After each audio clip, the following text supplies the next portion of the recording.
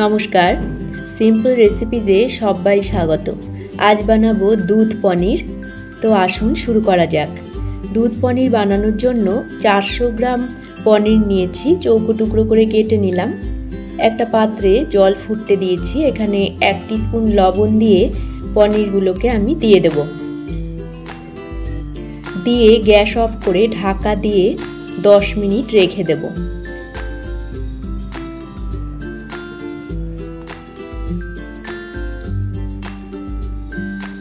Mixing জারে 1 tablespoon পোস্ত, 15টা কাজু,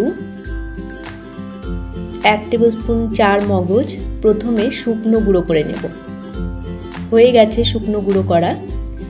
এবার এতে 4-5টা কাঁচা লঙ্কা টুকরো করে নিয়েছি, দিয়ে দিলাম। 2টো টমেটো টুকরো করে নিয়েছি, দিয়ে দিলাম। সব কিছু আবার পেস্ট করে নেব একটা।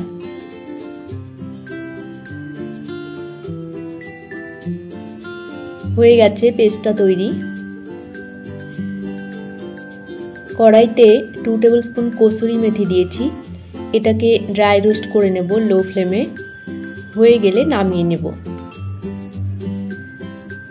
10 মিনিট রেখে দিয়েছিলাম পনিরটাকে গরম জলে। এবার তুলে নেব জল থেকে। তুলে একটা স্ট্রেনারে রেখে দেব।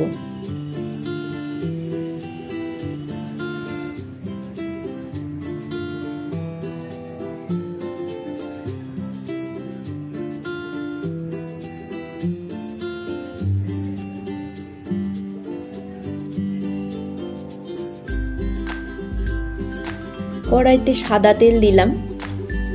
তেলটা গরম হয়ে গেলে পনিরগুলো দিয়ে দেব। মিডিয়াম ফ্লেমে হালকা ভেজে নেব। ভেজে নিয়েছি, এবার তুলে রাখলাম পনিরগুলো। অবশিষ্ট তেলে যে মশলার পেস্টটা আমি করে রেখেছি ওটা দিয়ে দিলাম। মশলার বাটি ধোয়া জলটা দিয়ে দিলাম। এবার মশলাটাকে ভালো করে কষিয়ে নেব, যতক্ষণ না মশলাটা তেল ছেড়ে দেয়। কিছুক্ষণ কষিয়ে নেওয়ার পর মশলা থেকে তেল ছেড়ে দিয়েছে। এবারে এর মধ্যে 500 ml দুধ দিয়ে দিলাম।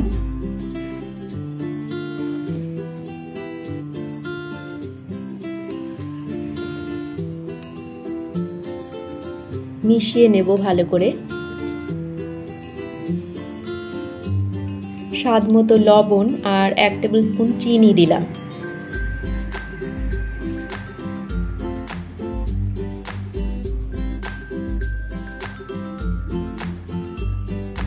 ঢাকা দিয়ে ফুটে উঠতে দেব।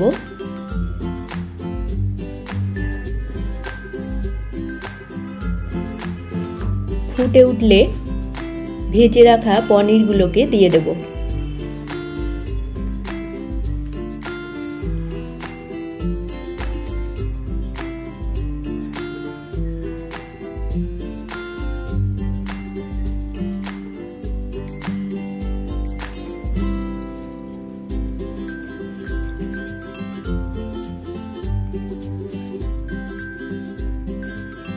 সবকিছু মিশিয়ে নিলাম ভালো করে।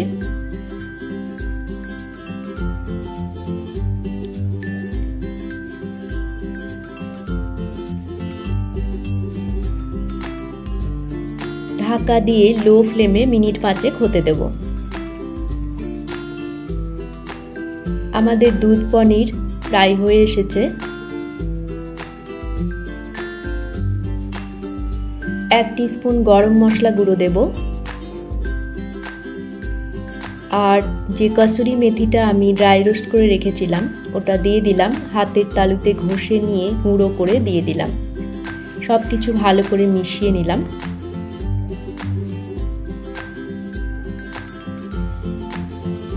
ঢাকা দিয়ে মিনিট 5 স্ট্যান্ডিং টাইমে রেখে দেব।